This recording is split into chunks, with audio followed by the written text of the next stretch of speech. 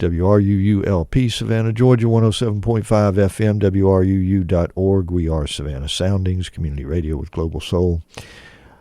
Again, so glad you're listening in. All right, so as I said, Georgia Representative Jesse Petraea had been scheduled to come in. I contacted him and said, hey, under the weather conditions, I think it's probably best that you not try to get here. And so he won't be coming in today, and I will be here myself, but I do have some interesting things to offer, I think, so hopefully you'll tune in. If you don't know, Representative Petraea pre-filed a bill already to harshen the penalty that already exist for people who supply guns to felons. Okay? So it's already against the law. The thing about it is that under the current law, it's a misdemeanor and to give a gun to a felon. And you can it can be penalized by up to 12 months in jail. Petraea's bill essentially will increase the punishment, if it's adopted, from 1 to up to 12 months. Instead, it will to go to 1 to 5 years in jail. Now, I don't know. You might think, well, that's not a big difference, but yeah, it is. Yeah, it is. If you're out there thinking about the penalty for this act, which is a heinous act, in my opinion, to give a gun to a felon who shouldn't have one. And you're thinking it's, well, even in if I got caught, it's only up to 12 months, and probably wouldn't even be 12 months. So hey, I'm not going to worry too much about it. Well, listen. Then you start thinking about, well, wow, it could be 1 to 5 years. I could spend 5 years in jail if I'm caught doing this. That gives one pause, I would assume, unless you are just a thoroughly illogical person who isn't even thinking about such things in the first place, and you're a lost cause in any case. But for those criminals out there who have at least a shred of common sense and logic and whatnot, this makes it a different kind of thing for them. This is something that just going to make them stop and think. Now, Representative Petraea went to, in the media, has gone to pains to make sure that it's understood that he's not targeting citizens who are law-abiding gun owners. Okay. But it would again make the penalty considerably stiffer for people who pass along guns to a felon. And at the press conference that was held, I guess a few weeks ago, maybe, something along those lines, Savannah Alderman Julian Miller was there, and as was Chatham County District Attorney Meg Heap. Meg Heap applauded the bill and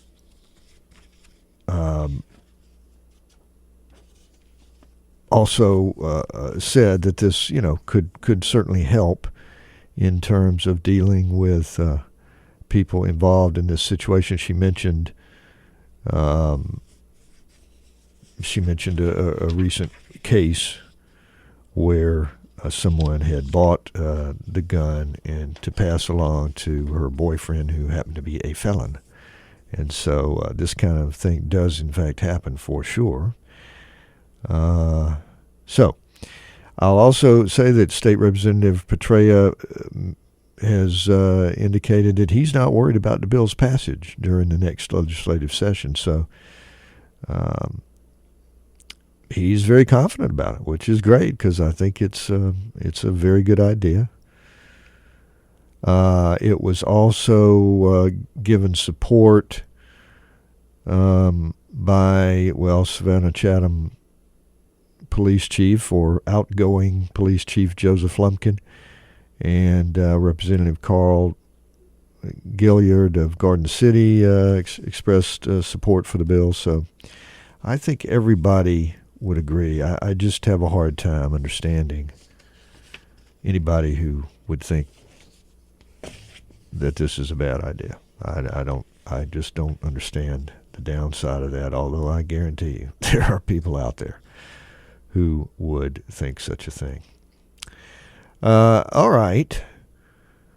What else? Well, let's just take a momentary look. As I said, I do have some show clips from 2017 shows that I'm going to play today, and I will get to that here momentarily. But while we are thinking about this upcoming legislative session, let's go ahead and mention some other things about it, some other aspects of it.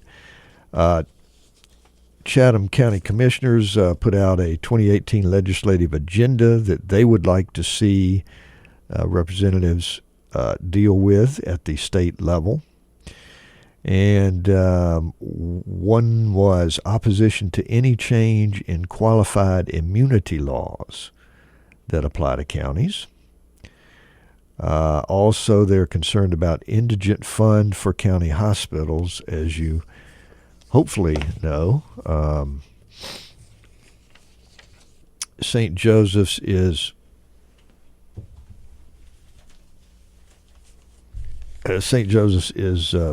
it is a purchase process for St. Joseph for a larger organization to take over, and there's concern about exactly how, St. Joseph's is the go-to place here in town for indigent care for those who cannot afford medical treatment.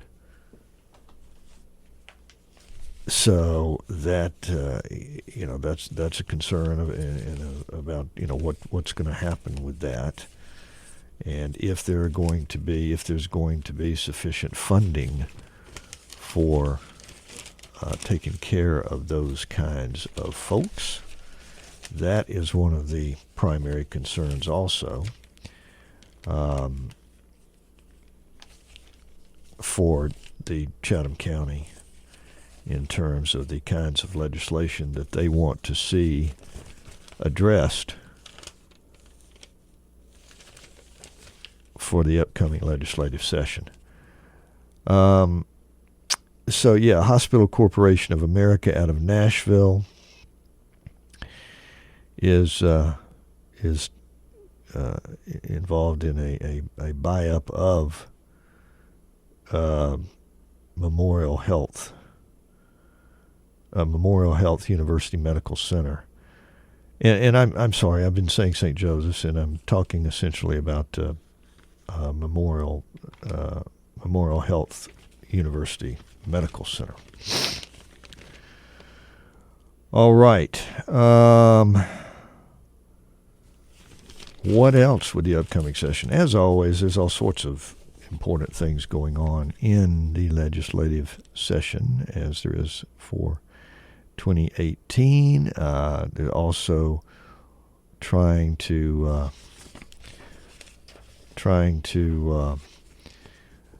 address the issue of municipal broadband, which internet connection, of course, and we have really quite slow internet service here in Savannah compared to many other places.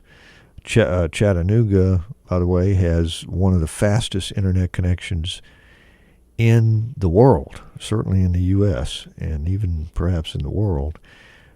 Blazingly fast, truly blazingly fast, not market speak blazingly fast. I mean truly blazingly fast, and it's available to folks in that area at little to no charge. So there's talk about Chatham County doing that sort of thing. It should be noted also that the film industry has requested that the county pursue, improving local internet services. Now, I don't know that necessarily means that they are seeking this kind of thing like Chattanooga is set up, but nevertheless, they have expressed the desire that we improve our local internet service around here. So that I think it's a good idea anyway. But when you lay that out there too, considering how much we get from the movie making industry and how much we want to pursue that even more and get more and more of a film-based infrastructure here, and try and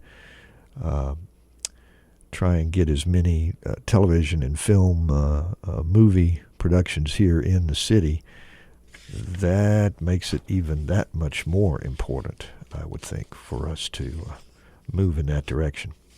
There's also a request regarding the legislative session for road improvements, mostly in and around. The main thing that was noted is kind of in and around the port, and how much the port is growing and the business is growing there. They need some additional roads or some additional lanes to be built there. So that's another issue.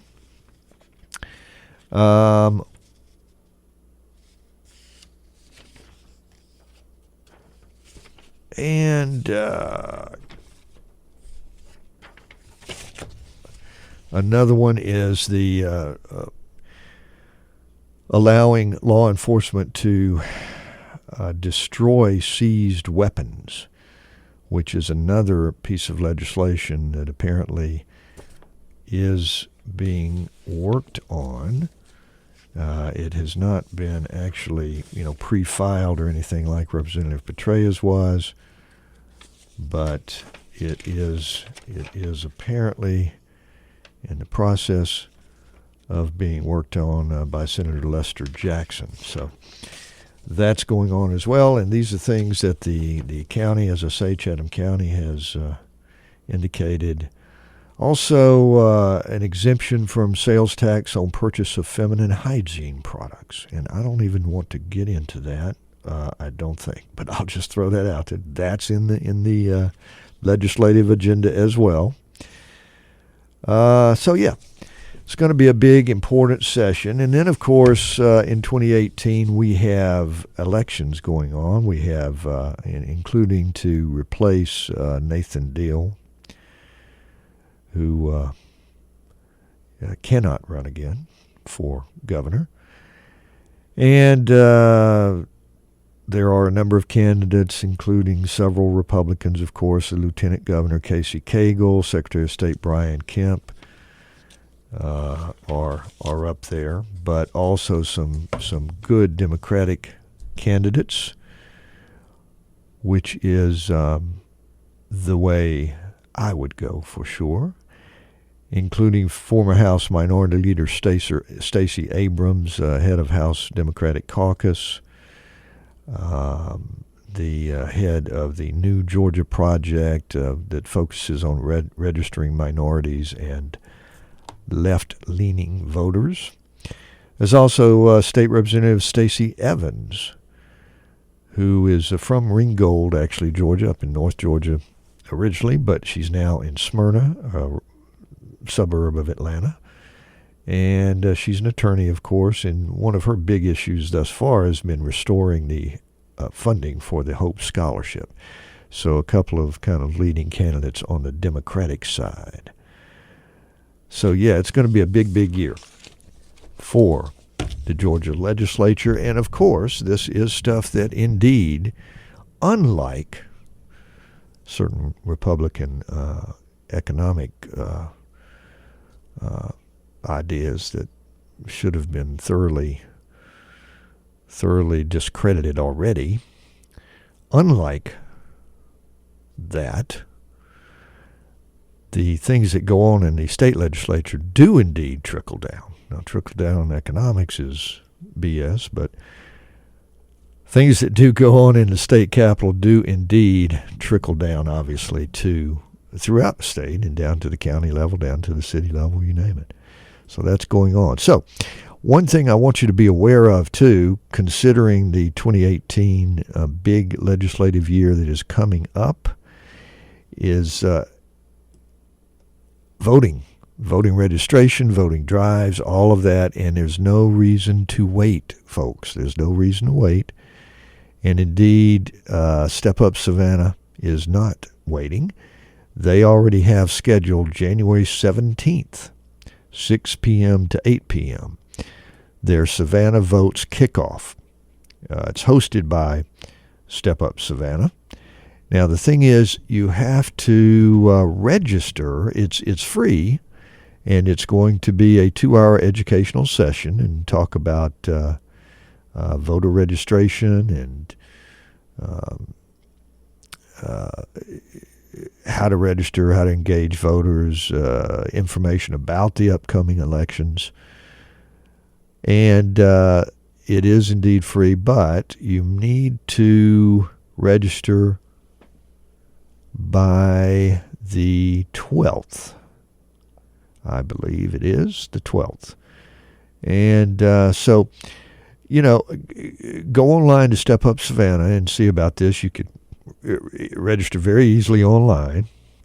If you want more information, 912, of course, 232-6747 would probably be the best thing. But you can go online to Step Up Savannah's webpage, and you can take care of registering there. You must do that by, I'm 99% certain it's the 12th. I can't find it right in front of my face at the moment, but I'm almost certain it's the 12th. But don't wait till the last minute. For the event that occurs on the 17th, 6 p.m. to 8 p.m., and it's going to be down, I think, at Savannah State University, if I'm not mistaken on that. So, but by all means, look into it and get ready for it. And it's kind of touted as being primarily for neighborhood association presidents and leaders in neighborhood associations, that kind of thing. And Lord knows those are good people to do this so that they can spread the word and spread what they learn in their neighborhood. So by all means, any neighborhood presidents, I urge you to look into this event. But as I understand it, you don't have to be a neighborhood association president to take advantage of this. So that very important event is occurring here in Savannah very soon. All right, man, how did this happen? We're already almost to the halfway point. Okay, well, that may be the case. But I do have some clips to play here as we move forward. And so I do want you to be aware of that. But let's break off for just a moment and be back shortly. The Savannah Soundings programming is made possible by a grant from Brighter Day Natural Foods, offering produce, vitamins, and supplements, and a deli and juice bar. Brighter Day is located at 1102 Bull Street at the south end of Forsyth Park. More information available at 912-236-4703 or brighterdayfoods.com. The Unitarian Universalist Church of Savannah presents the Sounds and Spirits concert series featuring This Time the Dream's on Me, songs of Johnny Mercer and Harold Arland, with lyric baritone Kurt Allman, pianist Eric Jones, and guitarist Bill Smith on Sunday, January 21st at 4 p.m. at the church on Troop Square in Savannah. For more information, visit uusavannah.org. Okay, Wayne, back with you. I want to go in, this time of year with this kind of weather particularly, it does bring to mind the whole housing issue because, boy, it's got to be tough if you're out there in this kind of weather without a home. And we all know that Savannah has an unfortunate number of such people who are homeless. So I did want to play a couple of brief clips from my guest from the City of Savannah Department of Housing and the Chatham-Savannah Authority for the Homeless, as I had each of those guests on, one in August, one in September of last year, but their information and their that they're communicating is still quite pertinent, and again brings the point home in weather like this. So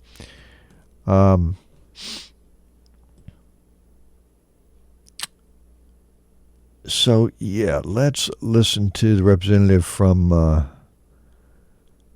the Department of Housing first, and here's what he had to say. And just touch on those and get a sense of what you guys are all about. The first one listed was the creation of housing opportunities through the Dream Maker program. So how does that work? Tell us a little bit about that program and how that works. The Dream Maker program is our home purchase down payment, closing costs, gap financing assistance program. It helps modest wage working families be able to afford to purchase a home, which, as you alluded to, is not an easy thing to do necessarily in Savannah, given the housing costs.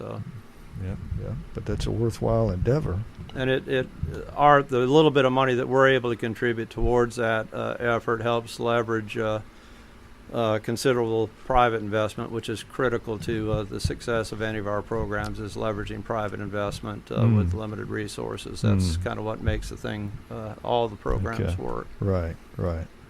So you're working off of private investment for the most part. Well, we use money that we receive from HUD, which has been dwindling over the years. Yeah. The city created the Savannah Affordable Housing Fund, which is a local fund that doesn't have the kind of strings attached that HUD funds have. And we use those two sources of money to provide, in the case of the Dream Maker program, down payment and construction financing and things like that help make home ownership possible. But the bulk of the money our money is used for leverage is private investment. Okay. All right, that's good. Because, it's interesting. A lot of people really have no sense of how city departments and that are of this, somewhat of this general sort that are trying to offer help to folks out there in various areas, where your money's come from. And you do depend a lot on state or local funding opportunities in HUD, for instance, that you mentioned. But you also certainly do require and need private investment too. So we could only help a fraction of the people that we help every year if we didn't have those partnerships and that private investment. So our money is the money that primes the pump and brings in the private investment. So it's not a government program where we do everything for people. Right. We just can't afford to, so it really requires partnerships with banks and others.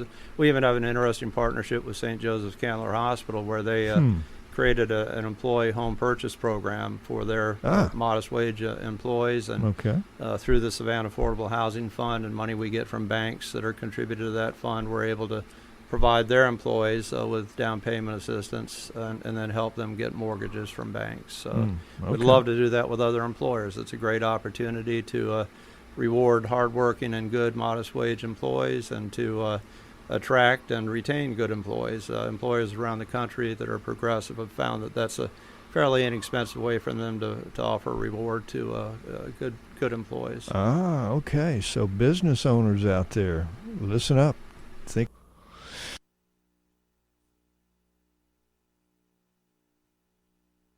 All right, so that was the Director Martin Freddy of the city of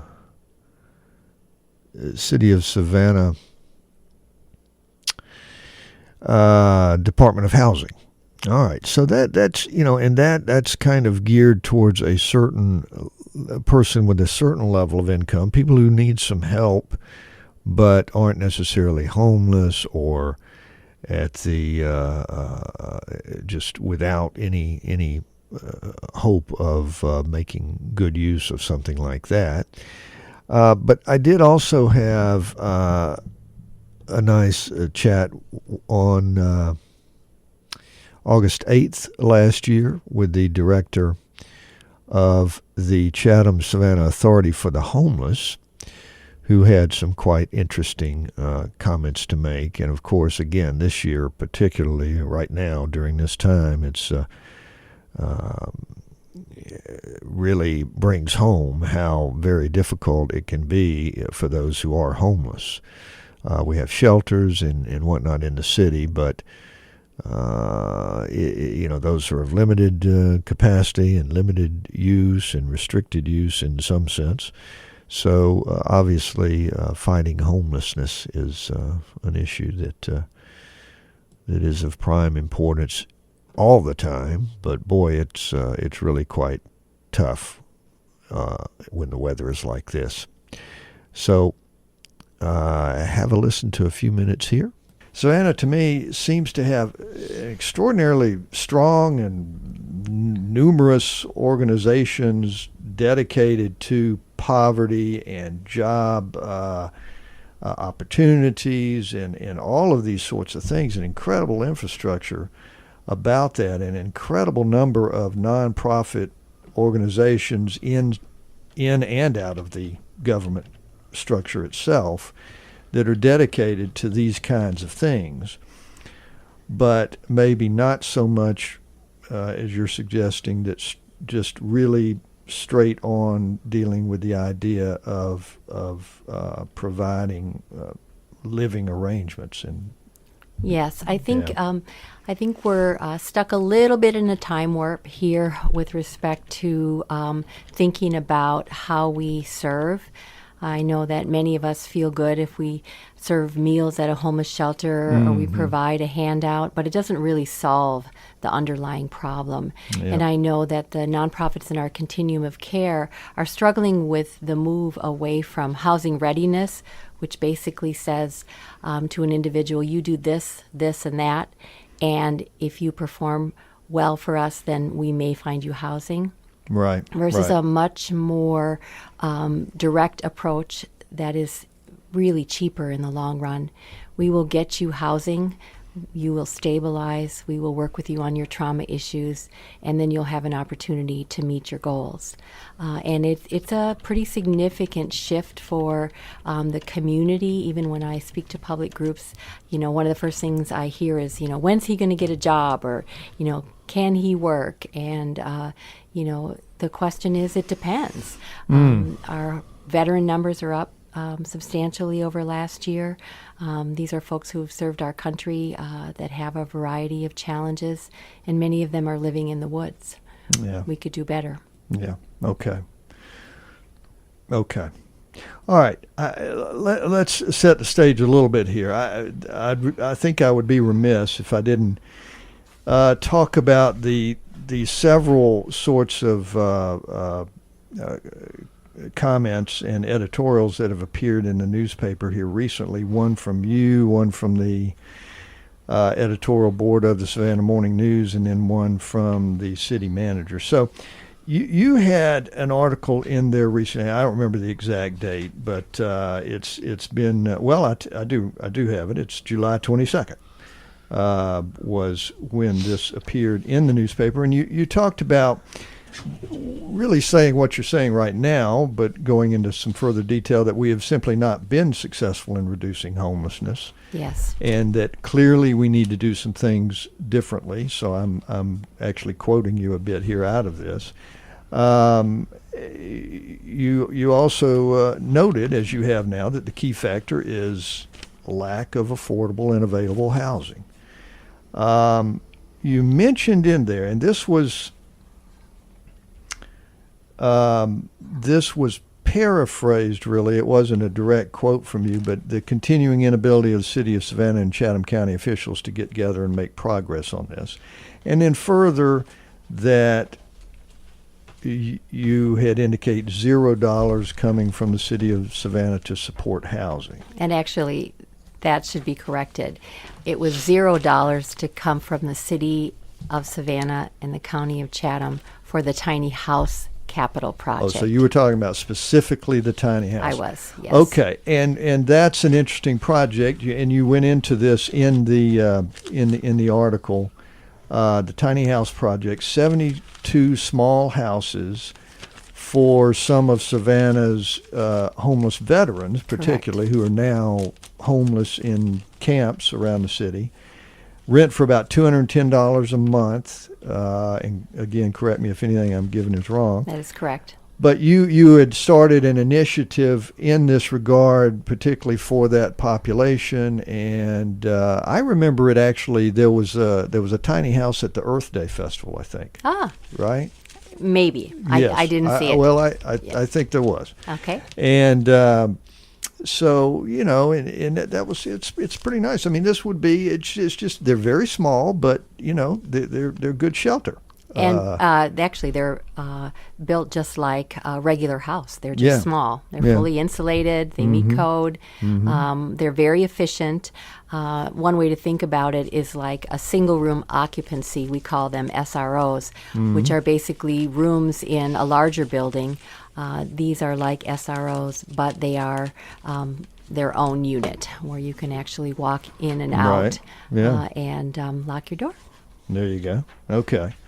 Well, and apparently Savannah has not responded very well to that initiative. It seems we've not necessarily you've not been able to garner much in the way of. Well, I would say the broader public has been wonderful. We continue to raise money from individuals in our community and corporations. We've had a lot of help there. We would like to see Chatham County step up and take a larger role. And ultimately, if our organization moves away from the lead agency responsibility for the continuum of care and moves into housing development, and our board has been talking about it, ultimately it is Chatham County's responsibility to take on the leadership role for homeless services in our community. All right. That was the director of Chatham Savannah Authority for the Homeless, Cindy Kelly. And again, the tiny house thing, I don't know. I think it has some potential. I did see that at Earth Day last year, and they are quite small, but they're actually, as she said, they're built just like a house. They're very, nicely, solidly built. And they make good use of space. It's small, of course, but believe me, as compared with homelessness, I assure you, it would be quite a luxury to have something like that, and they can be built pretty cheaply, relatively speaking. So that is a very good possibility that's out there, and boy, we need to be aware of those kinds of things. Again, it's the point is made particularly well during this kind of weather. It's treacherous out there today, and for those who are homeless, boy, it's rough. So hopefully the city will continue to work towards that and be aware of that, and we all should, and hopefully we can alleviate a little bit of the homelessness in the city with various kinds of methods. And I think Miss Kelly is being an imaginative and proactive person regarding the problem. So I was happy to have her on last year. I certainly hope to get her back on this year. And so we'll have another go at that. All right, let's see. What else have we got here? Well, let me tell you this first off. If your business enjoys our programming on WRUULP, please support the station with a donation. Let your customers, neighbors, and friends know that you share our vision of building a thriving community based on diverse, vibrant radio programming. As a business partner, our listeners will know you support Savannah's only broad-based community radio station, become a tower sponsor or underwriter. To check out the levels of corporate sponsorship and to donate, go to www.wruu.org/business. Again, to check out the levels of corporate sponsorship and to donate, go to www.wruu.org/business. Thank you for listening to and supporting WRUU-LP. All right, okay. Again, a cold, snowy day here in Savannah. Now, I don't think there's any snow called for today, but the snow is still all around us out there that fell so beautifully yesterday. I see the sun coming out nice. I don't think there's any precipitation of any kind called for today, but it's going to be so cold. I think it is due to rise above freezing, so we may see some melting going on before the day is done, but it is still very, very cold right now, and will be really all day long. We have risen now all the way up. Are you ready? According to what I'm seeing here, we have risen from all the way to 24 degrees. All right, yay. We have moved up about 3 degrees from the very earliest part of the morning here, and overnight low, I believe, was about 21. We're now all the way up to 24. So, yes, indeed, a special day in Savannah. Enjoy it, but be very, very careful. All right, another snippet I wanted to play is one from last year. And I think it was all the way back in May of last year, I believe, with 2nd District Alderman Durrance. And we had an interesting conversation. I'll go ahead and tell you that he's my guest next Tuesday. So we'll get an updated version next week with Alderman Durrance. But he mentioned something last year which was forward-looking at the time and projecting forward to an important event that's going to be occurring here this year. So have a listen to this, and then I'll come back and make some comment on that as well. Sent a picture of something I saw that I thought was a nice traffic calming feature I saw in Portland when I was out in Seattle for this conference last week. And I sent the photograph of this thing to the city manager, just saying, I think this is kind of a nice idea that we might be able to use. And he did like the idea. He sent me back a note saying, yeah, that would have been useful at something we've already addressed in a different way.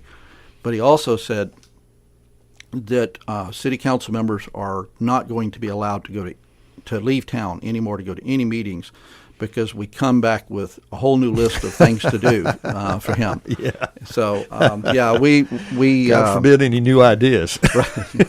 Yeah, we've got a catch-up list to get done. Okay, and that was the Congress of New Urbanism, yes, right? Which is going to be held here, right, next year. Right. One of the reasons I wanted to go was because some friends of mine are involved in that, and they're sort of new urbanist thinkers. And if you ask me to give you a definition of new urbanism, I don't think I could do it. But it's really about smarter design for cities. Mm-hmm. And one of the reasons this is really important is the population trending right now is to move into cities instead of away. Right. And so a lot of the planning that we need to be doing is how we deal with increased densities, how we deal with all the things that go along with that. One of the things that we're already trying to deal with is the parking matters, for instance. Sure. So I wanted to go out to hear the ideas of some of the people that work with this daily, designers, planners, architects. Yeah. And saw some interesting presentations, heard some fascinating stuff. We had a contingent from Savannah between government and private and neighborhood organizations and all of about a dozen or more people that were there for a variety of different reasons, some developers. Good. And between us, we all saw some speakers that we thought were terrific. And a few of us want to sit down sometime in the next week or two and put together a list of 4 or 5 of these folks that we thought were particularly dynamic, had something to say that could be really useful in Savannah, and try to bring them here. To get them for separate. next year. Well, yeah. no, not as part of next year's for, program. Oh, okay. Because that program will be for people who sign up for the Congress. Right. What we would like to do is, and some of those people are regular speakers at this event. Some of them wouldn't be, but what we would like to do is bring them here to make presentations to our community, to people that live here. But the other reason for me going out there was to get a sense of this meeting, because it'll probably bring about 2,000 people here next year for a week-long conference. Yeah, it's going to be a big deal. Is it going to be the same time of year, more or less, next year? I believe so. Okay. Yeah, sometime in May. And the thing about this meeting, and they make a big deal that it's a Congress, not a conference, is certainly there are a lot of classroom presentations, but they also do a lot of hands-on work. They do workshops, they do tours, they just really get people on the street. One of the things that they try to do is avoid, where possible, normal convention-style facilities. And right. They'll use meeting rooms around. They will use smaller hotels in some cases, because they want people spread out and they want people walking the street. Good, to see what's going on. And then they'll do programs where they'll identify 4 or 5, maybe 2 or 3, depends on what they've got, what resources they've got, but things that are issues within the local community. And they will actually put together a program working on that with all of these folks that do this stuff all over, and they leave that, whatever they come up with, those projects, nice. They leave that for the city. Right. We'll get, right. I heard somebody put a $500,000 value on that work that, at the end of the conference, they'll just present that to the city. Excellent. So excellent. It's a fascinating thing. And I mean, I had a chance to not only go to some good classes, I got a little healthier while I was out there, because I did a 3-hour bicycle tour of Seattle one day, and just seeing what they've done with bicycle facilities and infrastructure. Okay, we're going to need to hold that thought if you don't mind, because I actually have a question from one of our guys too, who wanted me to ask a question regarding that.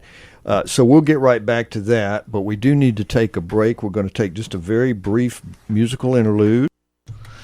Okay, no musical interlude yet, but that was Representative Alderman Durrance from last year, and he was talking about this grand event that is coming up this year. So that is something to be aware of. I think something to kind of tune in on, and there'll certainly be media coverage of it as we. Continue to struggle, and work and think about the best ways, this new urbanism idea, to think about some of the best ways to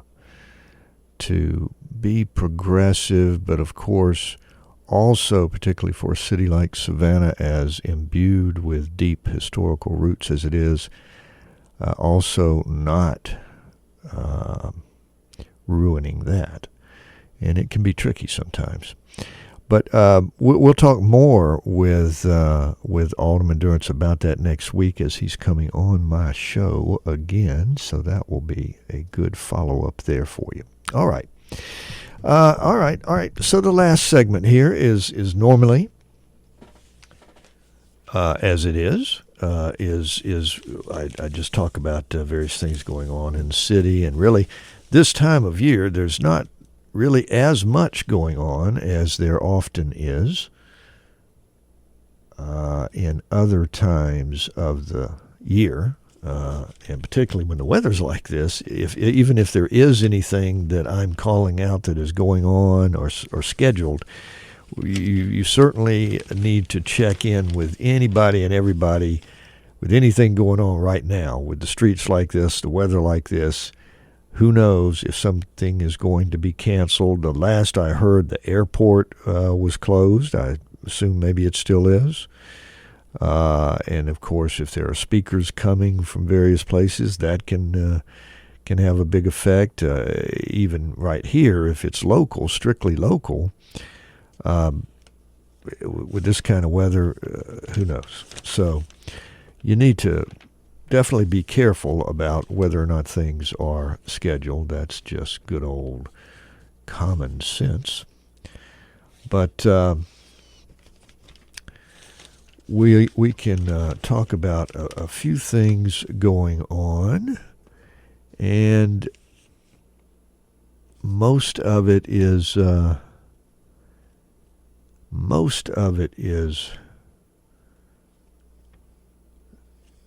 Saturday.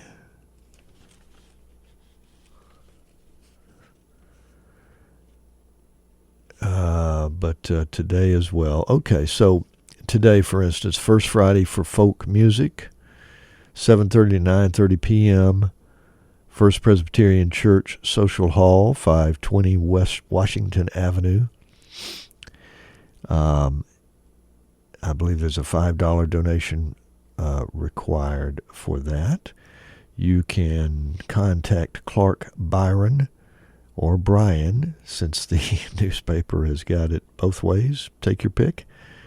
The email given is cbryon54@gmail.com. The phone number in any case is 912-484-3936. And at Facebook.com, it's Sav Folk Music.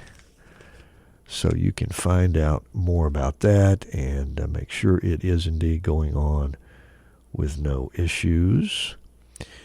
And coming up Saturday, a number of things. Student Success Expo STEM Festival. January 6th is scheduled for 10 a.m. to 3 p.m. at 14045 Abercorn Street. There'll be college and career information, displays, learn about school options. Teddy Bear Clinic is going to talk about a collaboration between the school district and local healthcare professionals. Lots of good information there, no doubt. And a phone number for information is 912-395-6765. 912-395-6765. Also on Saturday, there is a Teen Stress 101 session that is scheduled from 10:30 a.m. to 1:45 p.m. for students in grades 7 to 12. It actually includes lunch. It's free, but you must pre-register. You must pre-register at 912-447-6605. 912-447-6605. Pre-registration required. It is at the St. Joseph Candler African American Health Information and Resource Center, 1910 Abercorn Street. All right, free session. So that's nice. And I suppose that the Forsyth Farmers Market is still going to be going on this Saturday from 9 to 1. I don't know. But it is, of course, normally scheduled, so you can kind of check in as best you can about that to see if that's going to be called. I'm just looking to see what else might be going on. I think not much of anything until next week after my first show. There will be on January 9th, which is the day of my next show, a children's health care enrollment event, free in-person enrollment and renewal assistance regarding children's health care or health insurance programs and Medicaid and Peach Care for Kids and other sorts of things. This is going to be at the Bull Street Library from 4 to 7 p.m. January 9th, as it is scheduled now. Let's see. You should bring to this government-issued ID, proof of income, Social Security numbers, information regarding your entire household. So all that kind of stuff. Information is at coastalcampaign.org. coastalcampaign.org. So find out more about that. Okay, we are nearing the top of the hour here, folks. I want to remind you that following me are a couple of hours of excellent programming with background briefing at 9 o'clock, and then following at 10 o'clock is Democracy Now! With Amy Goodman. And then, of course, we go into our our regularly scheduled programming after that here from WRUU. So good stuff all the way around. No need to change the dial or any such nonsense as that. Be careful. There are a lot of road closings. If you want to find out and get updates on that, of course, it's regarding the Chatham County Emergency Management Agency. They have their website, and they have a Twitter account where they actually put things up on Twitter as well. So find out about that. Do be careful if you're driving. Do be careful if you're walking downtown. Beautiful, beautiful, beautiful snow all over the place, but it can, of course, be kind of tricky to negotiate on foot and on tire. So do be careful out there. But I do appreciate you listening to Savannah Lexicon today. This is WRUU-LP, Savannah, Georgia, 107.5 FM, WRUU.org. We are Savannah Soundings Community Radio with Global Soul.